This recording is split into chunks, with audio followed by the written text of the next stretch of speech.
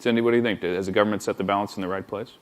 Well, no, I've been suing them since 2006, so I'm not settling here. But no, of course not. As I said, I think that the Constitution, they flipped the constitutional deal on its head.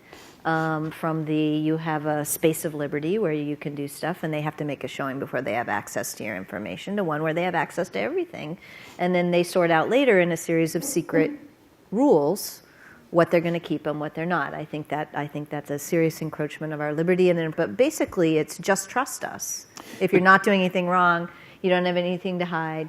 Just trust us. That will be fine. Well, and just trust us, and then they lie. But fundamentally, what Obama said in the clip you showed was untrue. Yeah. What he said on that clip was untrue. What he said on that clip was untrue. That they can't listen to your calls or they can't read your emails without the same kind of warrant they always needed. Not true. No, not true. If you're talking to a foreigner, their position, as long as they're targeting a foreigner, they can listen to everything. No, not even if you're talking to a foreigner, right? So I mean, target is a very specific meaning for the NSA.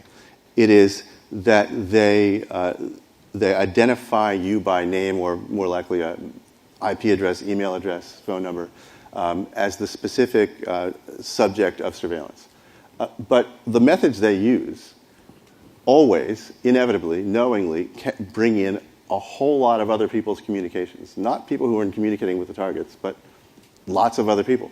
Sadly, what's happening in Congress is the other way, right? The cybersecurity bill that's being proposed now, that I got delayed for another week now, isn't about creating incentives to build a more secure system at all. It's all about forensics. It's all about giving more information to the government, those people who protected the OPM stuff so well. So instead of actually trying to pass legislation that would create incentives for people to build secure systems, the legislation that they're passing with the cybersecurity label on is just all about more surveillance. So we've got some work to do if we want to be a self-governing people, to kind of focus the people who are making our laws on creating the right incentives. Now, there are agencies that are doing some good stuff. The FTC's been doing some good stuff, and there's some other things. But so it's a big thing, but I think that right now we're in a place where a lot of people who have these devices feel like it's their individual responsibility, and they feel increasingly helpless, so they just give up. I have two things I'd say about that. One is that I think one of the big vectors for change, it's one of the reasons I like doing what I do, is that if you tell people more about what's really going on, then the market will respond, or the voters will respond. So there's a lot more demand for privacy now. In the last couple of years, because of all the revelations, both about the government and about private industry. I will give you some free advice for anybody who's new to this and interested.